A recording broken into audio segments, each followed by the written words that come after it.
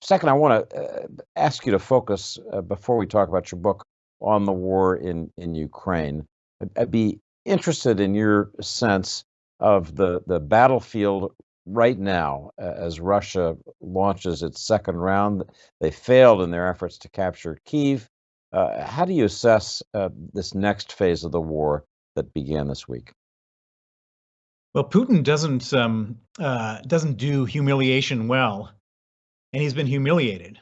The first 8 weeks of the war, everybody thought that well, everyone thought in the first 2 days of the war that Russia would roll into Ukraine, they would take over Kiev, that Zelensky would flee, and they could then raise the Russian flag and with great pride and patriotism.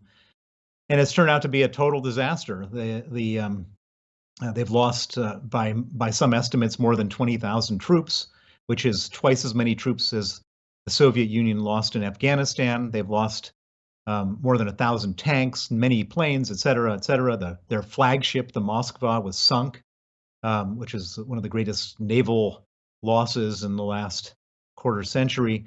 So this has been a big humiliation for Vladimir Putin. And in that lead up with the introduction, I was saying on a different TV show that the purpose of this whole war is for Vladimir Putin to get everybody to rally around the flag to back him so he could boost his own popularity.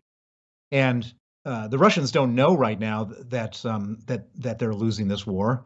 But if they were to know, Putin would be really in dire straits. For him to have done something so costly for Russia, both in terms of lives and in terms of money, and then having such a humiliation is not it would be a very, very dangerous thing for Vladimir Putin. And so I think what one can expect in this next phase is a very serious escalation. Now, how that's defined and what they do is yet to be seen. But I think what we can say very, very clearly is that Vladimir Putin can't let matters lie where they are and be seen to be a failure and a loser. And that's what he looks like based on any objective analysis right now.